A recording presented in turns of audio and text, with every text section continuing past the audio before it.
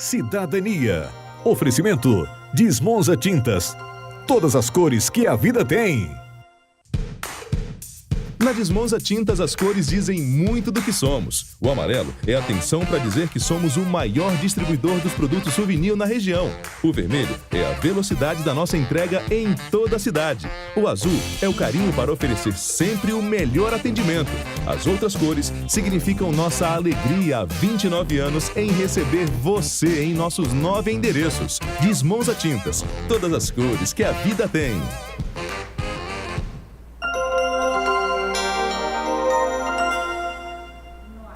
Boa tarde a todos, começando mais um quadro Cidadania. Hoje meu convidado é o Thiago Mitrô, que é deputado federal do Partido Novo por Minas Gerais. Nós vamos falar aí sobre a Câmara dos Deputados e as reformas. Thiago, primeiro, obrigado, né? Eu sei que você veio participar de uma conferência aqui em Porto Velho, por nos conceder essa entrevista. Seja bem-vindo ao Cidadania. Imagina, Fabrício, eu que agradeço aqui o convite. Uma boa tarde a todos os telespectadores e à disposição aqui sempre. Thiago, nesses primeiros 3 meses aí de mandato, você já está bem colocado lá no ranking dos políticos, está como o primeiro colocado lá entre 513 deputados. O que você tem feito lá no Congresso, na Câmara Federal, para renovar a política do Brasil? Olha, Fabrício, na verdade, como a gente acabou de começar, ainda estamos no início desse trabalho de aplicar dentro da Câmara dos Deputados aqueles conceitos todos que a gente trouxe desde a época de campanha para renovar a política no Brasil. E esse ranking, o ranking dos políticos, avalia basicamente 2 grandes conjuntos aí de ideias. Um relacionado à quebra de privilégios e a forma como o político atua, e outro em relação às ideias. Então eu abri mão de todos os auxílios e benefícios que eu poderia ter, sou alguém que não tem nenhum processo contra mim, e na atuação legislativa eu tenho sido a favor de políticas que vão melhorar a economia do Brasil, que vão fazer o país fazer o seu ajuste fiscal. Então o ranking acaba avaliando esses 2 pontos e acabei saindo bem colocado, né? Não é o objetivo nosso, o principal estar em primeiro lugar do ranking, né? O objetivo é traduzir na nossa atuação legislativa as ideias que a gente defendeu em campanha acima de tudo, mas fico feliz com o reconhecimento de toda forma. Você fez processo seletivo para contratar o pessoal do gabinete, seus assessores? Como é que funcionou isso, Thiago? Exato, né? Eu venho da iniciativa privada, essa é a minha primeira incursão na política, eu nunca tinha me candidatado a nada, nunca tinha nem sequer participado de nenhuma campanha política eleitoral, e trabalhava numa fundação de educação chamada Fundação Estudar. E quando eu resolvi me candidatar, eu trouxe junto comigo uma série de práticas de gestão que eu sempre adotei ao longo da minha carreira. E uma delas, que parece óbvia, é fazer processo seletivo para preencher as vagas que você tem. Então, todo deputado federal ele tem direito a contratar até 25 assessores parlamentares, é muita coisa, não precisa desse número. Então, o que eu fiz foi primeiro dimensionar o tamanho da equipe. Então, a gente viu que precisava de 6 assessores para começar os trabalhos, e eu fiz o processo seletivo para preencher todas essas vagas. A gente teve mais de 4.800 inscritos, quase 5.000 pessoas que preencheram ali os requisitos, a ficha para fazer a seleção. Avaliamos mais de 1.500 vídeos e testes. A equipe de seleção, que eu não participei da primeira etapa, fez quase 80 entrevistas e eu entrevistei coisa de 17, 18 candidatos para selecionar os 6 que estão lá conosco hoje em Brasília. Parabéns, é inédito mesmo no Brasil fazer esse tipo de processo seletivo. Infelizmente, né? Essa é a prática. Exatamente. Thiago, você é a favor ou contra a reforma da Previdência e por quais motivos?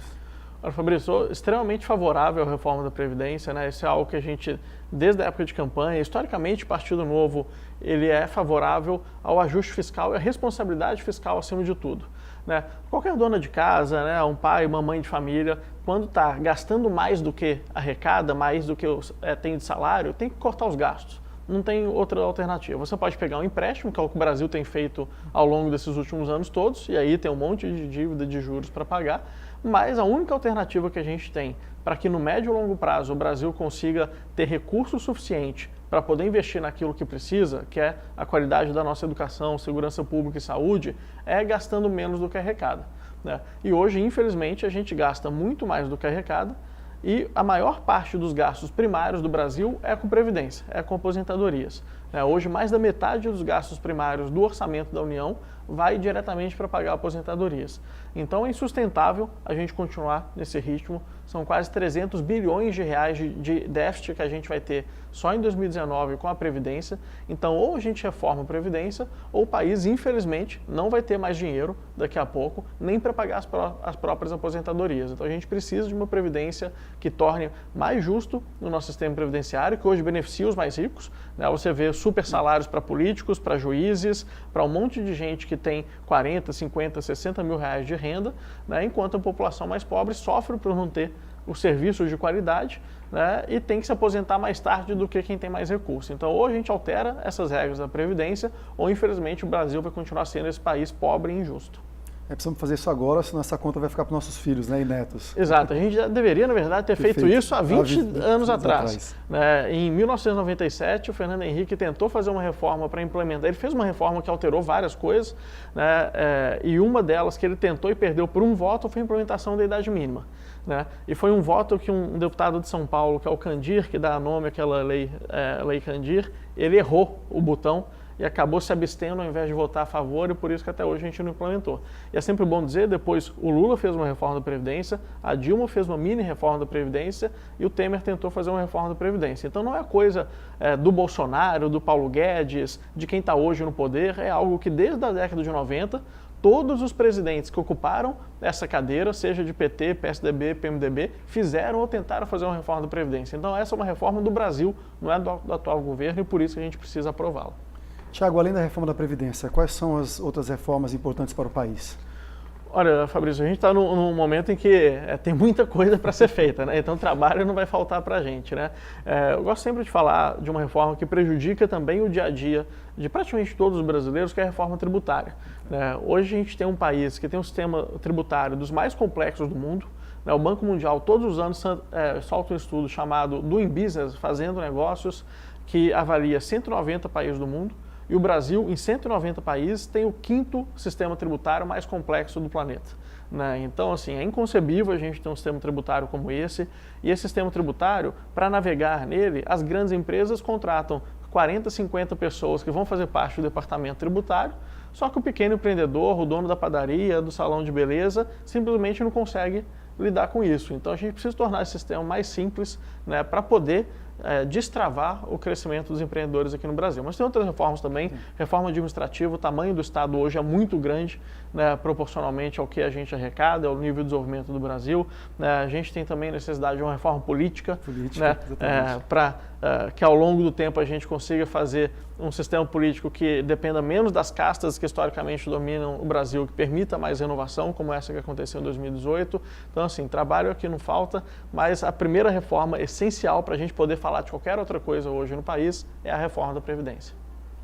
Eu sei que você defende um novo pacto federativo, né? Menos poder em Brasília, mais dinheiro para os estados e principalmente para os municípios, né? Exato. O que você pretende fazer para tentar descentralizar, então, esse poder lá de Brasília?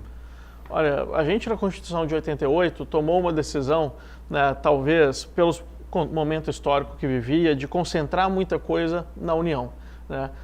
Então hoje a maior parte dos impostos que a gente paga vão para Brasília, para o governo federal, e depois isso é redistribuído para os estados e municípios. Né? Tem muito município no Brasil que praticamente a única fonte de renda que tem é repasse da União.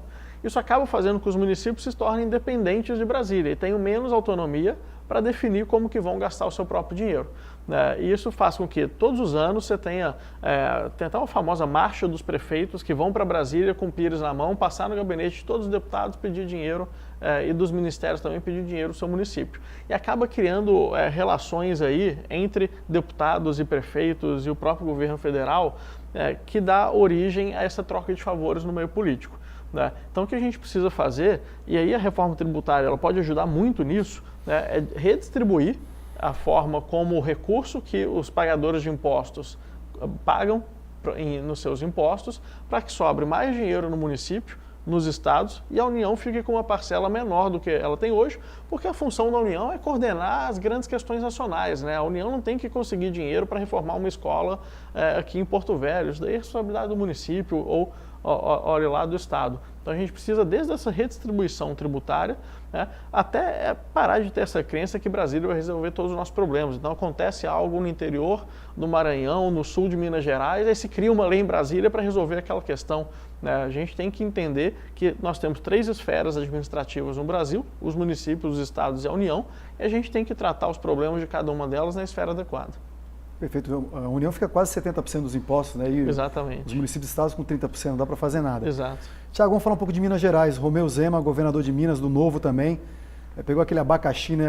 30 bi de dívida lá. Depois veio aquela tragédia de Brumadinho. Exato. Mas ele vem mostrando austeridade, cortou lá carro comissionado, diminuiu o número de secretarias, vendeu o avião a jato lá do governo.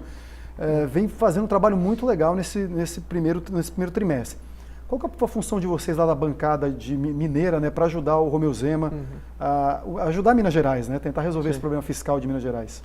Olha, o Romeu é alguém que eu conheci ao longo da campanha no ano passado, né? A gente começou a campanha com, obviamente, muita vontade e uma esperança de que pudesse dar certo, mas, sendo bem sincero, a gente não imaginava que fosse ter esse volume de votos. Ele foi, proporcionalmente, no segundo turno, o governador com o maior percentual de votos em todo o Brasil, com mais de 70% dos votos no segundo turno, né? Então foi uma onda ali de renovação que a gente conseguiu levar em Minas Gerais para eleger o Romeu Zema. E como você falou, a gente pegou um estado completamente quebrado. É o pior estado do Brasil hoje em termos de situação fiscal.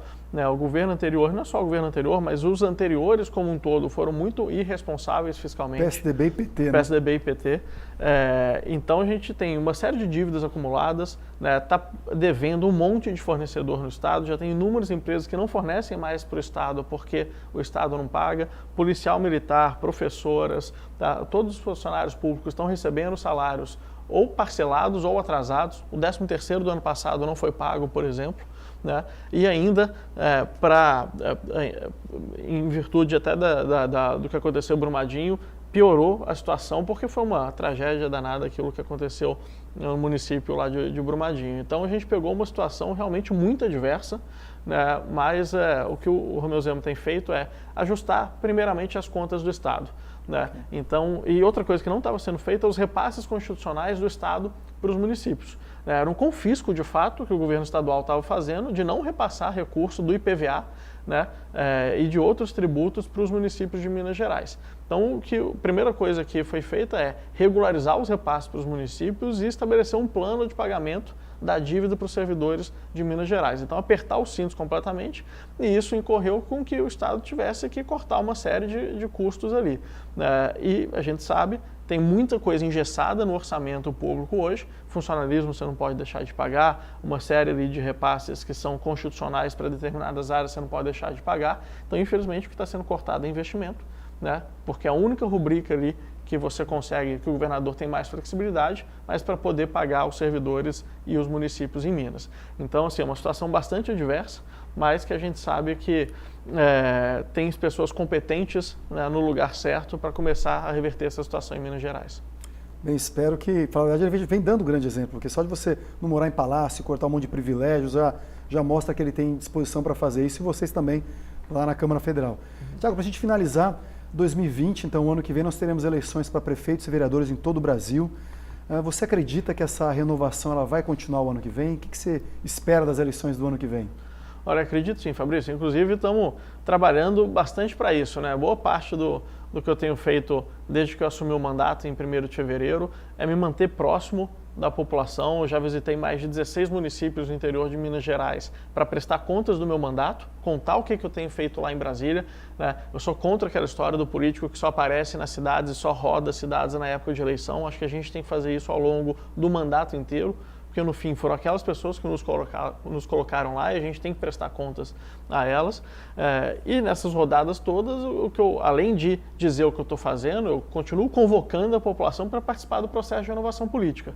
O que aconteceu com o Brasil nessas últimas décadas foi que aquelas pessoas que tinham talvez condições de fazer uma política diferente, simplesmente virou as costas para ela.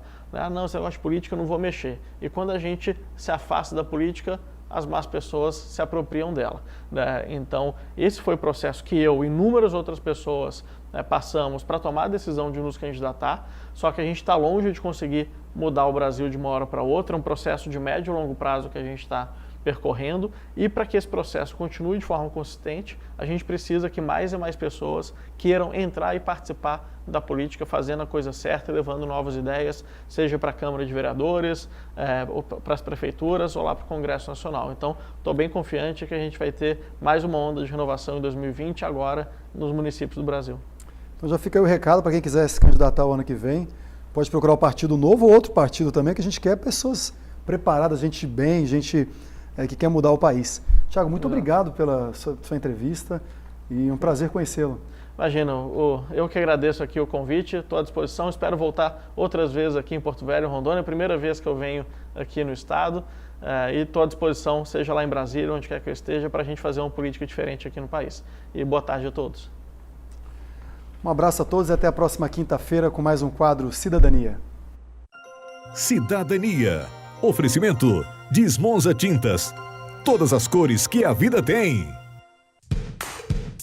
Na Desmonza Tintas, as cores dizem muito do que somos. O amarelo é atenção para dizer que somos o maior distribuidor dos produtos souvenir na região.